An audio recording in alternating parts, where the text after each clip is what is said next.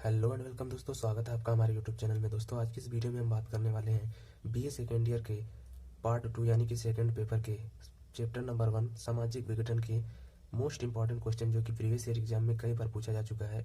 सामाजिक विघटन की अवधारणा, सामाजिक विघटन की परिभाषा, लक्षण एवं कारणों पर प्रकाश डालिए या टिप्पणी लिखिए।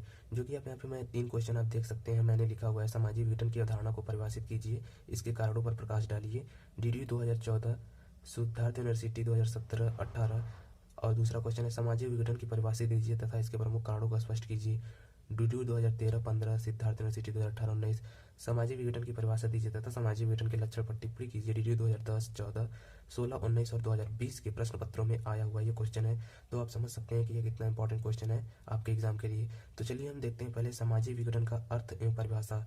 तो यहाँ पे सामाजिक विघटन का अर्थ देख लेते हैं क्या कह रहा है। सामाजिक विघटन में सामाजिक एकता नष्ट हो जाती है। विघटन मतलब दोस्तों किसी भी चीज को टूट जाना, बिखर जाना। तो वहाँ पे क्या बता रहा है कि सामाजिक विघटन में सामाजिक एकता जो है वो नष्ट हो जाती है, खत्म हो जाती है। समाज के सदस्य मनमाने ढंग से कार्य करने लगते हैं। यानी समाज में जो भी सदस्य होते हैं, जो भी लोग होते हैं, वो अपनी मर्जी से काम करने लगते हैं। कोई भी नियम कानून नहीं होता है तथा सामाजिक नियंत्रण भंग हो जाता है, जिसके कारण समाज में जो नियंत्रण है वो भंग हो जाता है। कोई किसी के सामान चुरा ले, कोई किसी को मार दे, कुछ भी कर दे किसी के साथ। इस तरह का जब जो नियंत्रण खो जाता है तब जाके सामाजिक विघटन होता है। सामाजिक विघटन में सामूहिक संबंध टूटने लगते हैं। जैसे सामूहिक संबंध होते हैं लोगों के बीच में, दोस्ती यारी के संबंध होते हैं, पड़ोसी के संबंध होते हैं, वो जो होते हैं वो टूट जाते हैं क्योंकि लोग एक दूसरे से नफरत करने लगते हैं, क्योंकि सभी अपने मनमाने ढंग से कार्य करना चाहते हैं। सामाजिक विघटन की स्थिति में सामाजिक व्यवस्था विकृत हो जाती है। जो समाज की व्यवस्था होती है कि इस व्यवस्था से सभी को चलना है, किसी को कोई भी परेशान नहीं करेगा, यह सब कोई अपना काम अपनी मर्जी से आसानी से करेंगे बिना किसी को परेशानी पहुंचाए। जब ये सब बातें होती हैं तो सामाजिक विघटन नहीं होता है। लेकिन जब ये सब बातें हट जाती हैं तो सामाजिक व्यवस्था जो होता है वो विकृत हो जाती है। विभिन्न विद्वानों ने इसकी परिभाषा करने का प्रयास किया है जो इस प्रकार है। तो हम सामाजिक विघटन का अर्थ एवं परिभाषा जो है नॉर्मली तौर पे समझ चुके हैं कि समाज का टूट जाना, जिसमें समाज के सदस्य मनमाने ढंग से कार्य करने लगे और जिसके कारण सामाजिक नियंत्रण भंग हो जाए, वह सामाजिक विघटन कहलाता है। अब देख लेते हैं विभिन्न समाजशास्त्रियों ने इसे किस प्रकार से अपना परिभाषा दिया है। तो पहले अर्थशास्त्री हमारे हैं मावरर के अनुसार। मावरर के अनुसार हम देखते हैं तो यहाँ पे दिया हुआ है सामाजिक विघटन एक प्रक्रिया है जो समूह के सदस्यों के बीच संबंधों को विश्रृंखलित कर देती है, यानी कि विश्रृंखलित मतलब तोड़ देती है। तो मावरर कहते हैं कि सामाजिक विघटन एक ऐसी प्रक्रिया है जो समूह में जो लोग सदस्य रह रहे होते हैं उनके बीच जो संबंध होता है उनको तोड़ देती है, विश्रृंखलित कर देती है।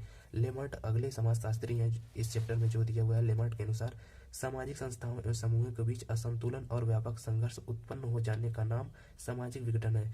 तो यहाँ पे लेमर्ट कहते हैं कि जो सामाजिक संस्थाओं एवं समूह हैं उनमें असंतुलन हो जाए, संतुलन की स्थिति ना हो, व्यापक संघर्ष हो जाए, बड़े स्तर पर संघर्ष पैदा हो जाए तो उसे हम सामाजिक विघटन कहेंगे। अगले समाजशास्त्री हैं लैंडिस। तो लैंडिस के अनुसार हम देखते हैं क्या है, सामाजिक विघटन अनिवार्यतः सामाजिक नियंत्रण को इस प्रकार टूट जाने को कहते हैं कि अव्यवस्था एवं अस्पष्टता फैल जाती है। तो यहाँ पे लैंडिस कहते हैं कि सामाजिक विघटन सामाजिक नियंत्रण को इस प्रकार टूट जाने को कहते हैं कि अव्यवस्था एवं अस्पष्टता फैल जाती है, यानी कि कोई भी व्यवस्था सही ढंग से कार्य नहीं करता और कुछ भी चीज स्पष्ट नहीं होता है, कब क्या हो जाएगा पता नहीं रहता, क्योंकि समाज के सभी सदस्य मनमाने ढंग से कार्य करने लगते हैं। अब यहाँ पे नीचे देखते हैं विभिन्न परिभाषाओं के आधार पर कहा जा सकता है कि सामाजिक विघटन में सामाजिक नियंत्रण शिथिल हो जाती है तथा सदस्यों में स्थापित पारस्परिक संबंध टूट जाते हैं, जिससे सामाजिक संरचना का संतुलन बिगड़ जाता है। तो यहाँ तक हमने देखा कि सामाजिक विघटन का अर्थ एवं परिभाषा क्या है। अगर आप एग्जाम में लिख रहे हैं सामाजिक विघटन का अर्थ एवं परिभाषा, तो आप पहले ये थोड़ा सा जो ऊपर दिया हुआ है सामाजिक विघटन में सामाजिक एकता नष्ट हो जाती है, सदस्य मनमाने ढंग से कार्य करने लगते हैं, उतना लिखें। उसके बाद जो समाजशास्त्री की परिभाषाएं आपको याद आ रही हैं जिस भी समाजशास्त्री की, उन समाजशास्त्रियों कम से कम 2 या 3 समाजशास्त्रियों की परिभाषाएं लिखें। जैसे कि यहाँ पे 3 समाजशास्त्रियों की परिभाषाएं मैंने लिखा है कि मारर के अनुसार, लैमर्ट के अनुसार और लैंडिस के अनुसार जो समाज विघटन की परिभाषा है वो क्या है। उसके बाद आप चलिए हम लोग यहाँ तक लिखने के बाद आगे देखते हैं कि सामाजिक विघटन के लक्षण क्या है। अब सामाजिक विघटन के लक्षण पर टिप्पणी लिखने को कई सालों से पूछा जा चुका है प्रीवियस ईयर एग्जाम्स में। तो हम देख लेते हैं सामाजिक विघटन के लक्षण। सामाजिक विघटन के लक्षण में हम देख लेते हैं सामाजिक विघटन की अवधारणा को अच्छी तरह से समझने के लिए इसके लक्षणों को भी समझना आवश्यक है। अनेक समाजशास्त्रियों के अनुसार सामाजिक विघटन के लक्षण कुछ इस प्रकार हैं। दोस्तों हम देखने जा रहे हैं सामाजिक विघटन के लक्षण। जैसे कि किसी भी रोगी को बीमारी होती है तो उसको बीमारी को समझने के लिए उसके लक्षण को जानना जरूरी होता है। जैसे मान लीजिए कोई भी मरीज है, उसे बुखार हुआ है, तो हम उसको जानने के लिए उसके बुखार हुआ है कि नहीं उससे पूछेंगे कि उसका शरीर गर्म है कि नहीं, चेक करेंगे, तब अगर मालूम चलता है कि शरीर गर्म है तो हम समझ जाएंगे उसे बुखार है। इसी तरह सामाजिक विघटन को समझने के लिए हमें उसके लक्षणों को जानना अत्यंत जरूरी है। तो चलिए हम देखते हैं सामाजिक विघटन के विभिन्न समाजशास्त्रियों ने क्या क्या लक्षण दिए हैं। सामाजिक विघटन के जो लक्षण है उनमें जो पहला लक्षण है उस रूढ़ियों और संस्थाओं का संघर्ष। जो रूढ़ियों और संस्थाओं का संघर्ष है, अगर रूढ़िवादी वाले लोगों में और संस्थाओं में अगर संघर्ष हो रहा है तो समझ लीजिए वहाँ सामाजिक विघटन होगा या होने वाला है। यहाँ पे देखते हैं सभी समाजों में रूढ़ियों और संस्थाएं पाई जाती हैं। जब तक इन संस्थाओं में परस्पर सहयोग एवं सामंजस्य रहता है तब तक सामाजिक संगठन बना रहता है। जैसे ही इन रूढ़ियों एवं संस्थाओं में संघर्ष आरंभ हो जाता है तो सामाजिक विघटन की प्रक्रिया दिखाई देने लगती है। उदाहरण के लिए भारत में परिवार, विवाह, उत्तराधिकारी के नियम एवं धार्मिक संस्थाएं प्राचीन एवं परंपरागत आदर्शों पर आज भी आधारित हैं। तो रूढ़ियों एवं संस्थाओं का संघर्ष, ये जो है लक्षण, इसमें क्या होता है कि मान लीजिए कि जो रूढ़ियाँ हैं और जो संस्थाएं हैं उनमें परस्पर सामंजस्य रहता है तब तो जाके मान लीजिए सामाजिक विघटन पैदा नहीं होता है। जैसे मान लीजिए हमारे समाज में जो भारत में परिवार है वो पुरानी जो संस्थाएं हैं, संस्कृति हैं, उनको देख के चलती आ रही हैं। जैसे विवाह भी पुरानी संस्कृति के अनुसार होता है, जैसे पहले विवाह होता है, लेकिन आजकल कुछ लोग लिव इन रिलेशनशिप्स और कुछ लोग लड़की भगा के शादी कर रहे हैं, जैसे कि अपनी मर्जी से शादी कर रहे हैं। लेकिन पहले के ज़माने में ऐसा होता था कि मम्मी पापा की मर्जी से ही शादी होती थी। तो जब ऐसी स्थिति उत्पन्न होती है कि शादी में, उत्तराधिकार में जो भी नियम होते हैं उन नियमों को बदलने की कोशिश कोई भी करता है तो जो इसके कारण और संघर्ष पैदा होता है उसकी वजह से सामाजिक विघटन जन्म लेता है। तो रूढ़ियों और संस्थाओं का संघर्ष हम समझ चुके हैं। अब चलिए देखते हैं एकमत का अभाव जो लक्षण है कि अगर एकमत का अभाव हो समाज में तो किस प्रकार सामाजिक विघटन पैदा हो सकती है। समाज के अधिकांश सदस्य अलग अलग दृष्टिकोण को लेकर उन लक्ष्यों को प्राप्त करने का प्रयत्न करने लगते हैं जो किसी समाज के जीवन के लिए बहुत महत्वपूर्ण समझे जाते हैं। ऐसी स्थिति में समस्या सुलझने के बजाय उलझ जाती है और फलस्वरूप सामाजिक विघटन की संभावना उत्पन्न हो जाती है। तो यहाँ से आप देख सकते हैं कि एकमत का जो अभाव है, एक मत से कोई भी काम नहीं करना चाहता, सब अपने अपने मन के हिसाब से काम करते हैं और अपने लक्ष्य को प्राप्त करने का प्रयास करते हैं। लेकिन उनमें जो होती है मत के अनुसार जो काम करते हैं वो उसमें जो समस्याएं होती हैं वो सुलझाने की कोशिश करते हैं, लेकिन वो समस्याएं उलझ जाती हैं और उसके फलस्वरूप सामाजिक विघटन की संभावना उत्पन्न होती है। यानी एकमत के अभाव की वजह से सामाजिक विघटन की संभावना उत्पन्न होती है। अब आगे देखते हैं व्यक्तिवाद। व्यक्तिवाद एक लक्षण है जिसकी वजह से किस प्रकार सामाजिक विघटन जन्म लेता है। यहाँ पे दिया है सामाजिक विघटन में समूहवाद के स्थान पर व्यक्तिवाद की भावना विकसित हो जाती है। जैसे जब लोग समूह में रहते हैं तो समूहवाद का ज़्यादा महत्व देते हैं, सबको साथ में लेकर चलने की बातें करते हैं। लेकिन कुछ देर बाद कुछ इंसान होते हैं जो व्यक्तिवाद करते हैं, अपने आप से केवल मतलब रखते हैं। जैसे आगे देखते हैं, व्यक्ति समूह की उपेक्षा करता है, यानी कि बेइज्जती करता है, उसे पसंद नहीं करता है, उसे समूह में अच्छा नहीं लगता है और व्यक्तिगत स्वार्थ को महत्व देता है, यानी अपने स्वार्थ को महत्व देता है, ना कि पूरे समूह के स्वार्थ को महत्व दे। वह केवल अपनी चाहता है, अपना फायदा चाहता है। वह समाज की ही नहीं वरन अपनी चिंता करता है। यहाँ पे देखिए लिख दिया गया है कि वह समाज की चिंता नहीं करता है, वह अपनी चिंता करता है। अतः सामाजिक विघटन में हम का स्थान मैं ले लेता है। यानी कि जब सब लोग कहते हैं कि हम ये काम करेंगे, हमें कोई नहीं तोड़ सकता, लेकिन जब कोई व्यक्ति क्या करता है, कहता है मुझे कोई नहीं तोड़ सकता, मुझे कोई नहीं तोड़ सकता, एक समूह के सभी व्यक्ति या कुछ अधिकांश व्यक्ति ऐसे काम करने लगते हैं तो सामाजिक विघटन का जो है जन्म होता है और वहाँ पे व्यक्तिवाद की वजह से सामाजिक विघटन होता है। तो अब तक हम 3 लक्षण पढ़ चुके हैं, रूढ़ियों और संस्थाओं का संघर्ष, एकमत का अभाव, व्यक्तिवाद, और हम चौथा लक्षण पढ़ते हैं सामाजिक परिवर्तन की तीव्रता। यहाँ पे देखिए परिवर्तन की गति बहुत तेज होने की दशा में अधिकांश व्यक्ति बदलती हुई दशाओं से जल्दी जल्दी अनुकूलन नहीं कर पाते। उनकी स्थिति और भूमिका के बीच असंतुलन उत्पन्न हो जाता है जो सामाजिक विघटन के लिए उत्तरदायी है। दोस्तों आजकल का ज़माना बहुत तेज़ी से बदल रहा है, हर एक चीज़ें पल भर में बदल जा रही हैं। तो इस परिवर्तन की गति बहुत तेज होने की दशा में कुछ व्यक्ति जो होते हैं वो बदलती हुई दशाओं से जल्दी जल्दी अनुकूलन नहीं कर पाते, यानी जो बदलती हुई दशा है उनके अनुरूप ढल नहीं पाते हैं। लोग जो काम कर रहे हैं उनके अनुरूप ढल नहीं पाते हैं, तब जाके सामाजिक विघटन की स्थिति पैदा होती है। जैसे कि मान लीजिए कोई भी नया नियम लागू किया जाए और सभी लोग उस नियम को पाल ना पाए, मतलब उस नियम का पालन आसानी से कर ना पाए, तब जाके सामाजिक विघटन पैदा होगा। अब आगे देखते हैं नियंत्रण के साधनों की शक्ति में कमी। यहाँ पे दिया हुआ है नियंत्रण के साधनों की शक्ति में जब कमी होता है तो किस प्रकार सामाजिक विघटन जन्म लेता है। देखते हैं, समाज में कभी कभी ऐसी स्थिति उत्पन्न हो जाती है कि जब व्यक्ति या तो नियंत्रण के परंपरागत साधनों के अनुसार व्यवहार करना आवश्यक नहीं समझते या समाज में नियंत्रण के अभिकरण अप्रभावी हो जाते हैं, जिसके कारण सामाजिक विघटन की संभावना उत्पन्न होती है। तो नियंत्रण के साधनों में कमी हो, यानी कि जो समाज को नियंत्रित करता है, जैसे पुलिस प्रशासन, कोर्ट कचहरी, जो भी है, जो भी बड़े बड़े लोग हैं जैसे प्रधान होते हैं या बड़े बड़े आदमियों की बातें होती हैं जो लोग सुनते हैं, नेताओं की बातें सुनते हैं और नियंत्रित रहते हैं, गलत काम नहीं करते हैं। लेकिन जब कोई व्यक्ति होता है वो समाज के नियंत्रण के परंपरागत साधनों के अनुसार व्यवहार करना उचित नहीं समझता। यानी कि उसे कोई नियम बताए गए हैं कि आपको इस रास्ते से जाना है, इस रास्ते से नहीं जाना है, यहाँ पे जाना है, यहाँ पे नहीं जाना है, लेकिन वो अपने मर्जी के अनुसार कहता है कि मैं जहाँ पे मन करेगा वहाँ जाऊँगा, जो मन करेगा वो करूँगा। इस स्थिति में जो है सामाजिक नियंत्रण के साधनों में कमी आ जाती है। और जब सामाजिक नियंत्रण के साधनों में कमी आ जाती है और ये सही ढंग से कार्य नहीं कर पाते हैं, तो व्यक्ति जो है मनमाने ढंग से कार्य करने लगता है। और जब मनमाने ढंग से कार्य करने लगता है तो सामाजिक विघटन की संभावना उत्पन्न होती है। तो ये थे सामाजिक विघटन के लक्षण, जो कि 5 लक्षण मैंने आपको बताए। रूढ़ियों एवं संस्थाओं का संघर्ष पहला लक्षण, एकमत का अभाव दूसरा लक्षण, तीसरा जो है व्यक्तिवाद, चौथा सामाजिक परिवर्तन की तीव्रता, पांचवा नियंत्रण के साधनों की शक्ति में कमी। तो यहाँ तक आपको आसानी से याद हो जाना चाहिए, और नहीं याद हुआ है तो आप फिर से सुन लें। रूढ़ियों एवं संस्थाओं का संघर्ष, एकमत का अभाव, व्यक्तिवाद, सामाजिक परिवर्तन की तीव्रता, नियंत्रण के साधनों की शक्ति में कमी जो है वो सामाजिक विघटन के लक्षण है। अब हम देखेंगे इनके कारण, सामाजिक विघटन के कौन कौन से कारण हैं। सामाजिक विघटन के कारणों की बात करें तो यहाँ पे दिया हुआ है, सामाजिक विघटन एक जटिल प्रक्रिया है। यानी कि समाज को विघटित करना इतनी आसान बात भी नहीं है, ये जो है एक जटिल प्रक्रिया है। प्रमुख अर्थशास्त्रियों ने इसके कारणों की विवेचना की है। जो प्रमुख अर्थशास्त्री हैं इसके कारणों की विवेचना की है। सामाजिक विघटन का कोई एक कारण नहीं वरन अनेक कारण उत्तरदायी है। सामाजिक विघटन का जो है कोई एक कारण की वजह से सामाजिक विघटन नहीं होता है, इसके लिए कई कारण जो है वो उत्तरदायी हैं, कई कारण इसके जिम्मेदार हैं। इसके प्रमुख कारण निम्न है। तो यहाँ पे प्रमुख कारण दिए हुए हैं जो, जिनमें कि पहला है आर्थिक कारण।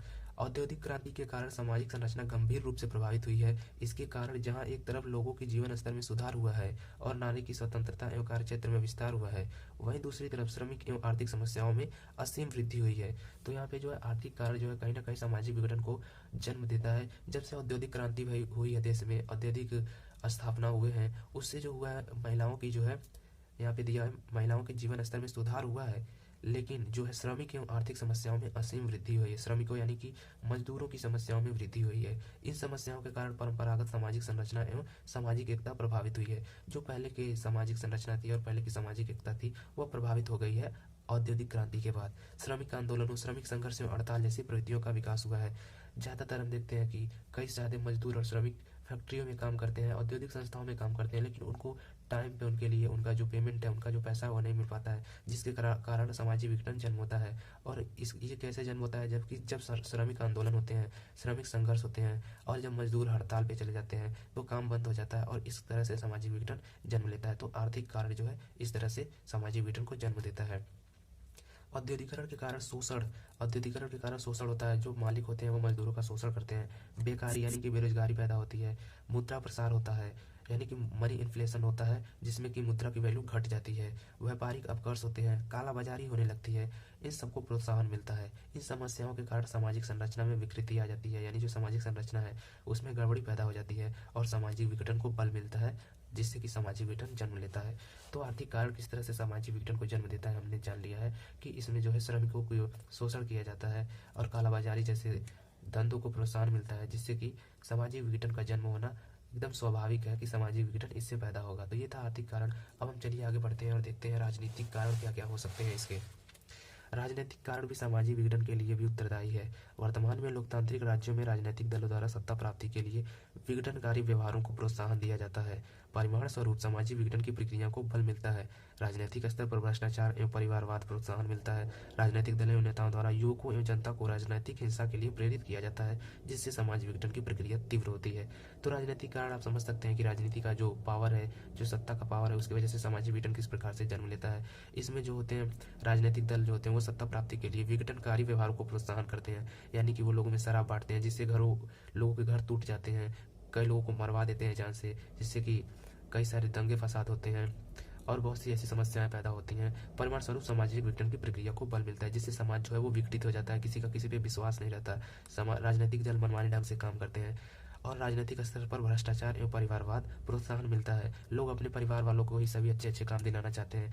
जैसे कि आप देख सकते हैं आजकल नेपोटिज्म शब्द बहुत ही फेमस हो चुका है कि नेपोटिज्म किया जा रहा है बॉलीवुड इंडस्ट्री में, लेकिन नेपोटिज्म हर जगह पे कहीं ना कहीं है। कोई भी है वो कोई भी नौकरी है तो उस नौकरी को जो भी देने वाला है वो सोचता है कि मेरे परिवार वालों को या मेरे रिश्तेदारों को वो नौकरी मिल जाए, बाकी किसी को ना मिले। तो इस तरह के राजनीतिक कारण भी जो है वो सामाजिक विघटन की प्रक्रिया को जन्म देते हैं। और जो राजनीतिक दल या नेता है वो युवाओं को जनता की राजनीतिक हिंसा करवाते हैं, यानी कि लोगों को मरवाते हैं, पिटवाते हैं कि इनको वोट करिए, जिनके कारण सामाजिक विघटन जन्म लेता है। तो ये था राजनीतिक कारण के कारण सामाजिक विघटन किस प्रकार जन्म लेता है। अब हम देखते हैं सामाजिक कारण। सामाजिक कारण से कैसे जो है सामाजिक विघटन पैदा होता है। तो ये तो काफ़ी ईजी होने वाला है, क्योंकि सामाजिक विघटन है और सामाजिक कारण है तो काफ़ी रिलेटेड है। देखते हैं चलिए। अनेक सामाजिक कारण भी सामाजिक विघटन के लिए उत्तरदायी होते हैं। अनेक सामाजिक कारण यानी कई ऐसे कारण जो सामाजिक विघटन के लिए उत्तरदायी होते हैं। जैसे युद्ध काल में विघटनकारी व्यवहारों में वृद्धि होती है। जो युद्ध काल होता है, मान लीजिए युद्ध हो रहा है, उसमें विघटनकारी व्यवहार में वृद्धि होती है। लोग एक दूसरे को जान से मारने के लिए तुल जाते हैं और विघटन पैदा हो जाता है। कई बार धर्म के नाम पर अनेकता, पापाचार एवं अनाचार जैसे कुकर्मों को प्रोत्साहन मिलता है। कई बार धर्म के नाम पर गलत काम किए जाते हैं, जिससे लोगों का धर्म से विश्वास उठ जाता है और इस स्थिति में सामाजिक विघटन जन्म लेता है। शिक्षा का गिरता हुआ स्तर समाज में अनुशासनहीनता में वृद्धि करता है। बेरोजगारी के कारण अपराधों में वृद्धि होती है। यह समस्त सामाजिक विघटन की प्रक्रिया को तीव्र करते हैं। जो आज का शिक्षा का स्तर है हमारे देश में वो काफ़ी कम है, और ये शिक्षा का स्तर बहुत ही ज़्यादा मायने रखता है सामाजिक विघटन को रोकने के लिए। लेकिन जब शिक्षा का स्तर गिरा होता है तो अनुशासनहीनता नहीं रहती है। समाज में लोग अनुशासन के अनुसार काम नहीं करते हैं, लोग मनमाने ढंग से काम करते हैं। और कभी कभी तो शिक्षा के स्तर से, कभी कभी क्या, ये तो सच्चाई है कि शिक्षा के कम स्तर होने की वजह से ही बेरोजगारी जन्म लेती है। और बेरोजगारी जो होता है वो कई अपराधों को जन्म देता है। यानी बेरोजगार व्यक्ति जो होते हैं वो गलत तरीके से पैसा कमाने की कोशिश करते हैं और उसमें उनसे अपराध होते हैं और अपराधों से में वृद्धि होती है, जिसके कारण सामाजिक विघटन जन्म लेता है। तो ये था सामाजिक कारण सामाजिक विघटन के लिए। अब चलिए देखते हैं अन्य कारण जो कि सामाजिक विघटन को जन्म देते हैं। दोस्तों, अन्य कारण से पहले हम संवैधानिक कारण देखेंगे, जो कि संविधान की वजह से सामाजिक विघटन पैदा होता है। तो चलिए देखते हैं क्या संवैधानिक कारण है। अनेक बार कानून एवं न्याय सामाजिक व्यवस्था की स्थापना में सफल नहीं रहता है। वर्तमान युग में व्यक्ति को न्याय सरलता से नहीं मिल पाता। न्यायालय को जटिल कार्यप्रणाली के कारण न्याय प्राप्त करने में वर्षों लग जाते हैं। कानून का महंगा होना भी आज के युग का एक महत्वपूर्ण तथ्य है। गरीब व्यक्ति के लिए न्याय प्राप्त करना अत्यंत कठिन है। परिमाणतः समाज में विघटनकारी व्यवहारों को बल मिलता है और अपराधों में वृद्धि होती है। तो संवैधानिक कारण में आप देख सकते हैं कि जो कानून एवं न्याय की व्यवस्था है वो काफ़ी गिले स्तर पर है। जो भी व्यक्ति होता है न्याय पाना चाहता है, लेकिन उसे सरलता से नहीं मिलता। उसे कोर्ट के चक्कर लगाने पड़ते हैं और कोर्ट में बहुत ही जटिल कार्यप्रणाली के कारण न्याय प्राप्त करने में वर्षों लग जाते हैं। वकीलों में लड़ाइयाँ होती हैं, केस कई साल तक लड़ जाते हैं, मुकदमे लड़ जाते हैं जिसमें कई साल लग जाते हैं। कानून का महंगा होना भी आज के युग का एक महत्वपूर्ण तथ्य है और वकील बहुत ज़्यादा फीस चार्ज करते हैं, जिसके कारण भी लोग परेशान हो जाते हैं। गरीब व्यक्ति के लिए न्याय प्राप्त करना अत्यंत कठिन है। गरीब व्यक्ति जो है वो न्याय नहीं पाता है और इसकी वजह से उसका दिल टूट जाता है और वो समझ लेता है कि जो न्यायिक व्यवस्था है वो सही नहीं है। परिमाणतः समाज में विघटनकारी व्यवहारों को बल मिलता है और अपराधों में वृद्धि होती है, जिससे कि सामाजिक विघटन जन्म लेता है। दोस्तों, जब किसी को न्याय नहीं मिलता है सही तरीके से तो वो प्रयास करता है गलत तरीके से न्याय को पाने के लिए, और जब यही गलत तरीका कोई भी इस्तेमाल करता है तब जाके समाज अपराधों में वृद्धि होती है और सामाजिक विघटन जन्म लेता है। तो संवैधानिक कारण किस प्रकार से सामाजिक विघटन को जन्म देता है, ये यहाँ पे साफ ही जाहिर हो जाता है कि जो न्यायालयों की जटिल कार्य प्रणाली है उसके कारण किसी को भी न्याय जल्दी नहीं मिलता, वर्षों लग जाते हैं। इसी वजह से अपराधों में वृद्धि होती है और सामाजिक विघटन जन्म लेता है। अब आगे हम देखते हैं अन्य कारण क्या है सामाजिक विघटन के। अन्य कारणों में सामाजिक विघटन के अन्य कारणों में भौगोलिक और सांस्कृतिक कारणों का विशेषतः उल्लेख किया जाता है। प्राकृतिक विपदाएं जैसे अकाल, बाढ़, महामारी, भूकंप आदि व्यक्ति के सम्मुख ऐसी परिस्थितियां पैदा कर देते हैं जिनमें समायोजन बड़ा कठिन हो जाता है। प्राकृतिक पर्यावरण में परिवर्तन के कारण रोग बढ़ जाते हैं तथा अधिक लोगों की मृत्यु हो सकती है। इस स्थिति में सामाजिक विघटन को बढ़ावा मिलता है। तो यहाँ पे आप अन्य कारणों में जैसे समझ सकते हैं कि अकाल पड़ जाए तो लोग एक दूसरे के दुश्मन से बन जाते हैं, क्योंकि सबके पास अनाज की कमी होती है और वो कोई भी किसी को देना नहीं चाहता है। जहाँ पे किसी को ज़रूरत भी है लोग उसको भी नहीं देते हैं, क्योंकि उनकी कमी हो जाएगी। तो इस स्थिति में सामाजिक विघटन जन्म लेता है। बाढ़ आ जाती है तब भी लोग व्यक्तिवादिता करते हैं, अपने परिवार की रक्षा केवल करना चाहते हैं, अपना रक्षा चाहते हैं, ना कि समाज की रक्षा करना चाहते हैं। कोई महामारी पैदा हो जाए जैसे कि कोरोना महामारी आई है, इस महामारी में भी ऐसी परिस्थितियां पैदा हो गई हैं कि इसका समायोजन करना बड़ा कठिन हो गया। लॉकडाउन लग रहे हैं, लोग परेशान हैं, इस कारण से भी सामाजिक विघटन जन्म लेता है। प्राकृतिक पर्यावरण में है उनमें परिवर्तन के कारण रोग बढ़ जाते हैं। जो प्राकृतिक पर्यावरण धीरे धीरे हो रहे हैं उनके कारण बहुत से रोग बढ़ रहे हैं तथा अधिक लोगों की मृत्यु हो जाती है। अधिक लोगों की मृत्यु हुई है इस कोरोना काल में, आप सभी जानते हैं। इसी तरह से इस स्थिति में सामाजिक विघटन को बढ़ावा मिलता है। तो दोस्तों, ये थे 5 कारण जो कि सामाजिक विघटन को सामान्यतः जन्म देते हैं। लेकिन इलियट एवं मैरिल जो 2 समाजशास्त्री थे, यहाँ पे आप देख सकते हैं, इलियट एवं मैरिल ने सामाजिक विघटन के लिए किन्हीं 4 कारणों का उल्लेख किया है जो निम्न है। इलियट और मैरिल ने 4 कारणों का उल्लेख किया जो कि ऊपर दिए गए कारणों से मिलते जुलते हैं। जैसे कि सामाजिक संरचना में असंतुलन। आप सभी को पता है कि सामाजिक संरचना में असंतुलन पैदा होता है तब सामाजिक विघटन होता है। जब सामाजिक संरचना में असंतुलन पैदा होगा, तो ऊपर हम पढ़ चुके हैं, उससे हमें स्पष्टता ज्ञात है कि किस प्रकार से संरचना में असंतुलन से सामाजिक विघटन जन्म लेता है। सामाजिक मनोवृत्तियों में परिवर्तन, यानी कि जो समाज में व्यक्ति हैं उनके मनों में बदलाव जो होते हैं, लोग मनमाने ढंग से काम करते हैं, उसमें परिवर्तन की वजह से भी सामाजिक विघटन जन्म लेता है। सामाजिक मूल्यों में संघर्ष, जो समाज में मूल्य स्थापित किए गए हैं कि ये करना है, ये नहीं करना है, उनमें जो बदलाव होते हैं तो उनसे संघर्ष पैदा होता है, ये भी सामाजिक विघटन को जन्म देते हैं। सामाजिक संघर्ष केवल ही सामाजिक विघटन को जन्म देता है। तो ये थे इलियट एवं मेरिल के सामाजिक विघटन के लिए 4 कारण। तो आप इसको भी समझ लें, और आप इसको भी एग्जाम में लिखना चाहते हैं तो लिख लें, लेकिन ऊपर के 5 कारण जो है वो पर्याप्त होंगे आपके एग्जाम के लिए। तो आप इस वीडियो में समझ ही गए होंगे कि सामाजिक विघटन के कारण, लक्षण एवं परिभाषा क्या है। तो उम्मीद करते हैं आपको ये वीडियो पसंद आया होगा। वीडियो देखने के लिए धन्यवाद। मिलते हैं आपसे नेक्स्ट वीडियो में।